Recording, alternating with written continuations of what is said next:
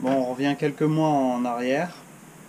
Quand j'étais en train d'isoler, j'avais remarqué qu'il y avait une fuite au niveau de l'évent de l'évacuation de la fosse septique là, qui passe le long de la toiture.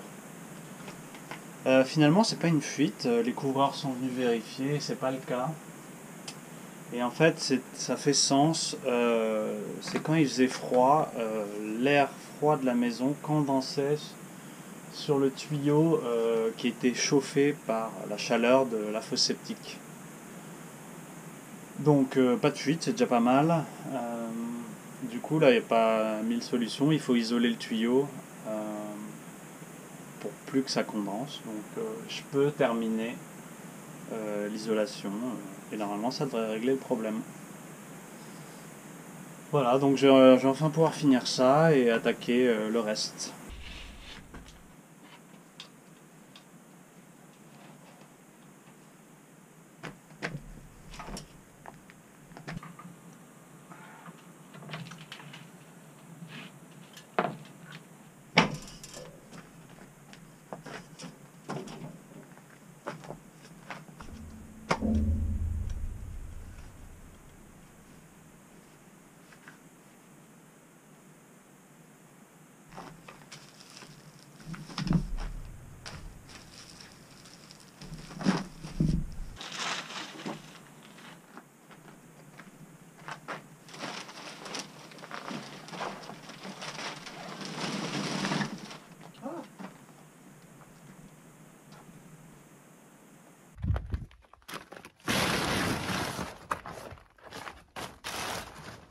Salut toi.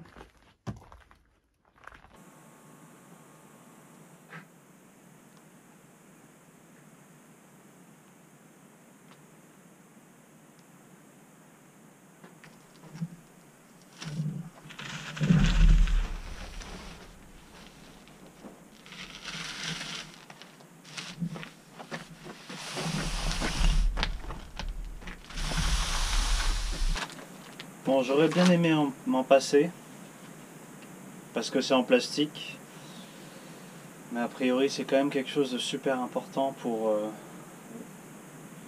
la durée de vie de l'isolation, pour la préserver. Donc qu'est-ce que c'est? Ça, c'est un frein vapeur et pas un pare-vapeur.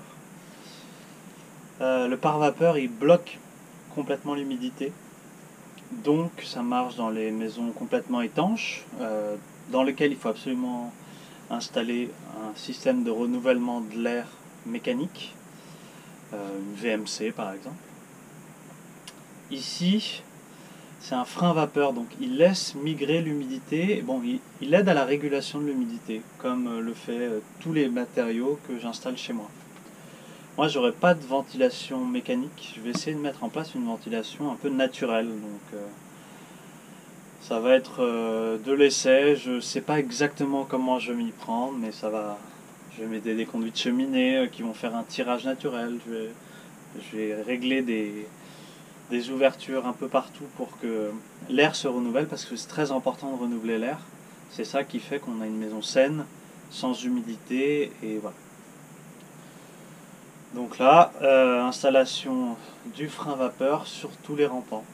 Donc, je vais le coller au double face sur les rails, et ensuite j'ai une sorte de silicone, mastic, colle euh, qui va m'aider à le coller sur les parois en pierre.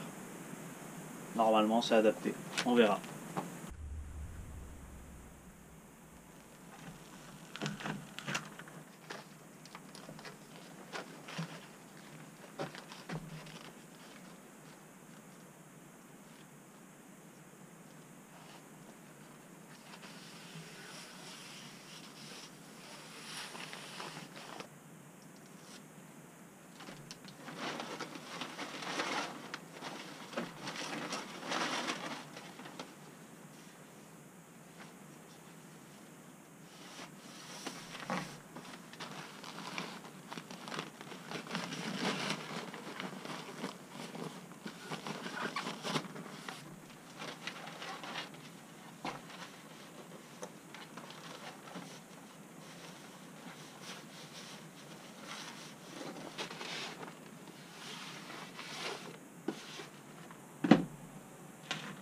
faites ça, prenez des ciseaux que vous allez jeter. Ça colle bien.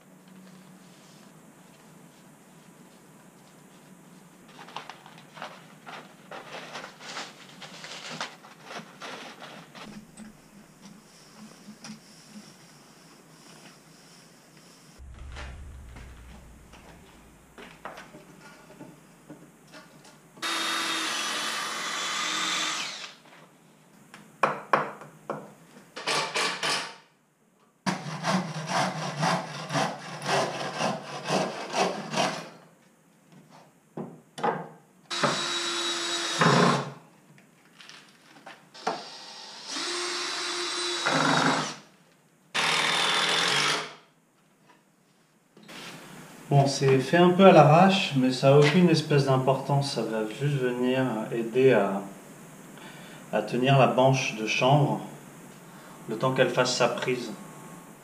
Donc il n'y a pas besoin que ce soit structurellement costaud, même si ça l'est. Voilà. Il y aura une vingtaine d'épaisseurs de centimètres, donc là je suis pas mal.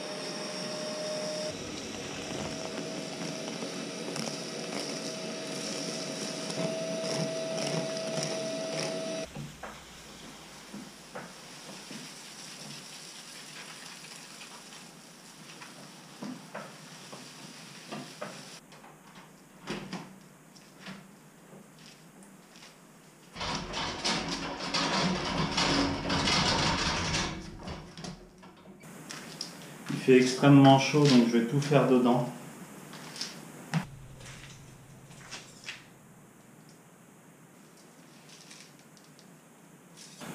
Avant de couler la banche de chaud-chanvre qui va envelopper la structure en bois que j'ai faite, je vais maçonner le socle du futur poêle que j'ai déjà.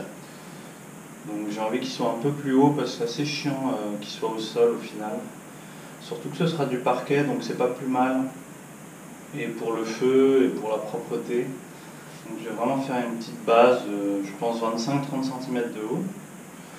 J'aimerais bien, je pense pour l'instant, y poser une plaque de marbre pour que ça fasse, que ce soit propre et que j'aime bien l'esthétique. Et dessus, je poserai le poêle. Donc là, ça donne l'impression que ça sort beaucoup, mais sachant qu'il y aura 17-20 cm de chaud-chanvre, ça va dépasser seulement de 20 cm. Donc ça me paraît pas mal. Là, j'ai bien mouillé, je vais aller chercher des cailloux, et puis je vais préparer le mortier, et puis commencer à maçonner. Hein.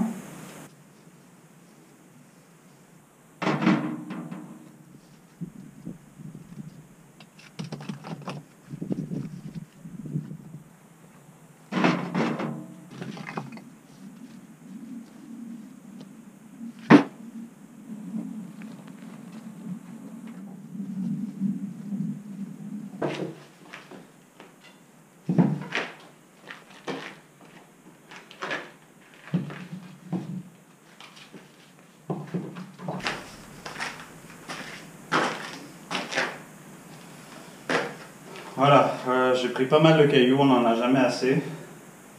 Là, je vais faire un montage à blanc. Donc j'anticipe, je suis pas maçon, c'est la première fois que je fais ça.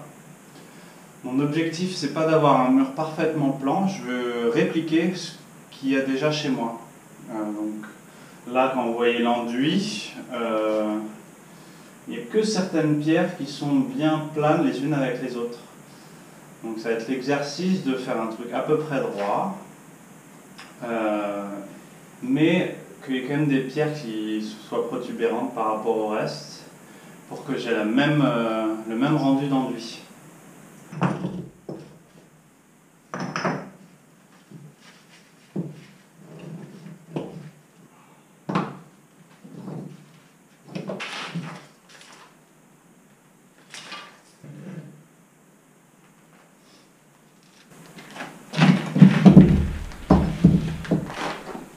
Alors c'est pas parfaitement droit,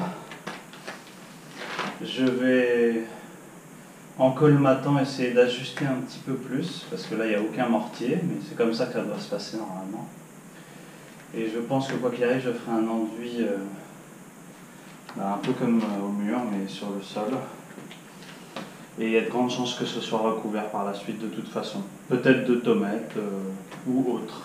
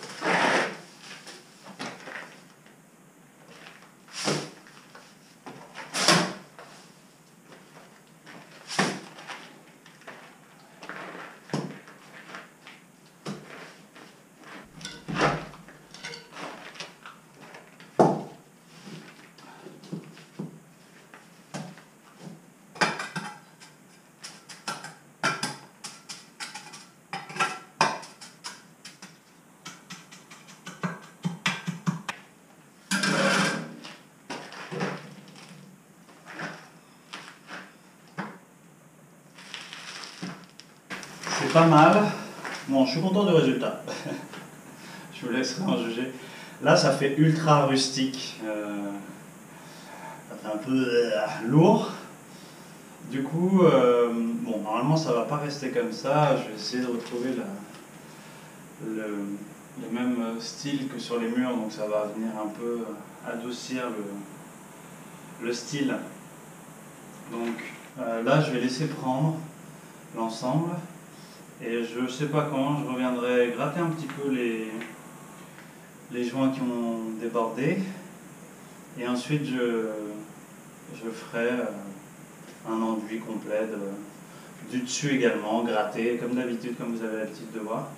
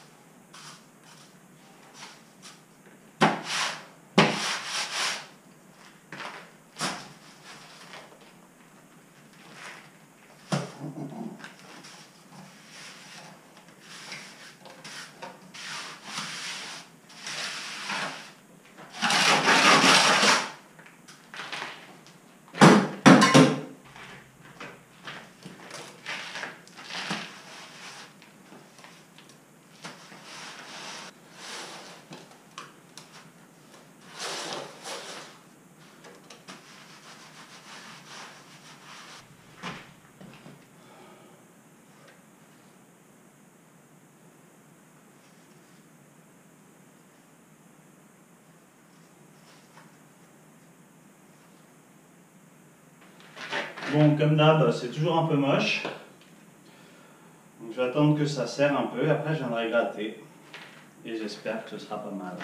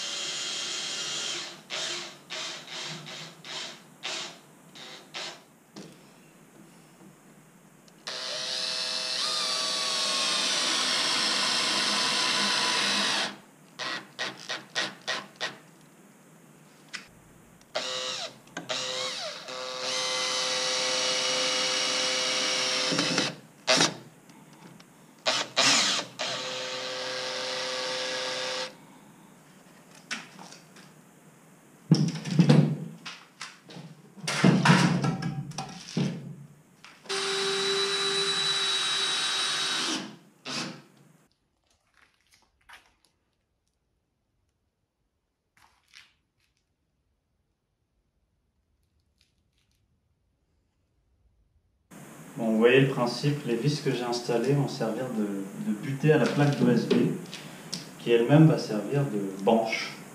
C'est ça une banche. Et je vais pouvoir déverser en vrac le mélange chauchant, hein, comme ce que j'avais fait à l'étage.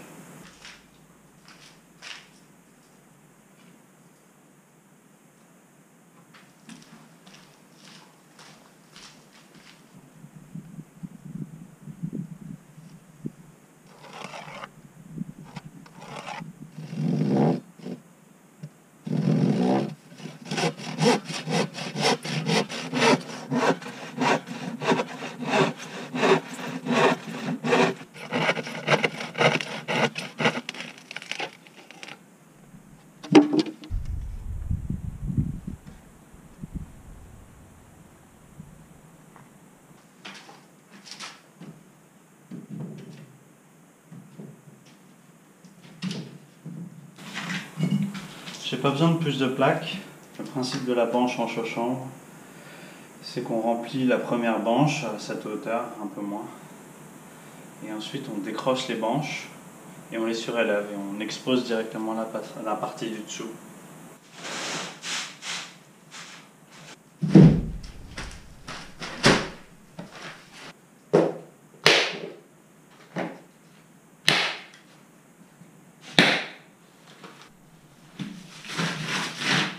Voilà, nickel.